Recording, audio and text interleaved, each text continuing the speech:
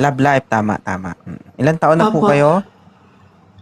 26. Nandito po ako ngayon May anak. sa UAE, Fujairah. Nandito po ako ngayon sa UAE. May anak po kayo? Yes po, dalawa. Dalawa. Kasal? Single mom. Hindi po. Hindi. Anong gusto mo sa isang lalaki? Ano po, yung mas gap po sa akin, then yung kayang mag-handle ng LDR. Yun lang po. Teka, may warrior to, warrior. Negative po. Sir, good evening. Ilan taon na po kayo? 31 years old po. 31. O si Madam Sir is 26. May dalawang anak, OFW. Yes po, yes po. Okay lang sa'yo to? Walang gabi po, ma'am. Okay lang po, idol. Baka naman sir may anak ka o kasal ka. Wala po, single po ako, walang anak. Single ka, walang anak. Oo. So madam, tanggap mo ba yung lalaki na to? Ilang taon na po kayo, sir? Hello po. 31. 31 years old po. 31. Yes, Okay. Taga saan po kayo? From Davao, Euro. Kaya mo po bang mag-handle ng LDR, sir? Yes naman po. Okay na po. Ang tanong, kaya mo bang i-handle yung sitwasyon nyo kung sakali? Oo naman. Kasi Hindi ikaw sir, si trabaho ma'am. naman po. Alam mo kung bakit ma'am? Yung mga kagaya nila, no? Sila yung mga taong hindi naghahanap ng mayaman, maganda. Ang hinahanap nila yung babaeng kaya silang intindihin sa lahat ng pagkakataon. Ang babaeng kaya magmahal ng mga kagaya nila o kagaya namin, yun yung masasabing babaeng na very brave. Alam mo kung bakit? Kasi sila yung babaeng kayang magantay o umintindi ng mga kagaya namin. Kapag naging asawa mo o naging boyfriend mo to, asahan mo, ha? Pangalawa ka lang sa buhay niya. Asahan mo makakauwi yan 2 to 3 times a year.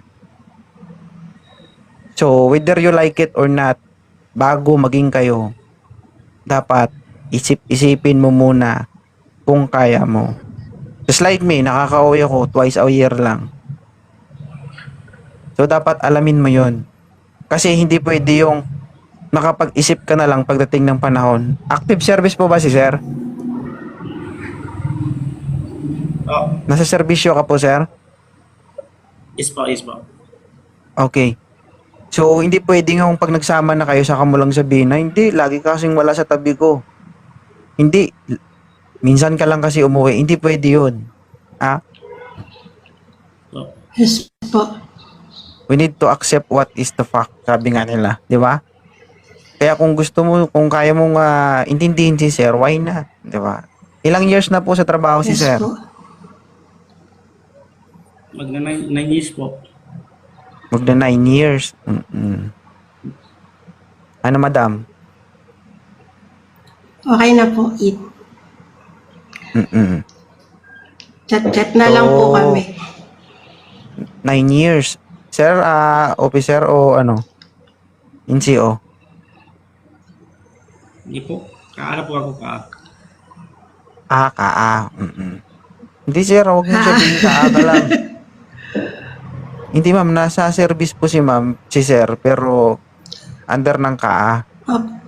Huwag mo sabihin sir, KA ka lang sir. Kasama po kayo lahat sa kung ano man yung goal ng Armed Forces of the Philippines.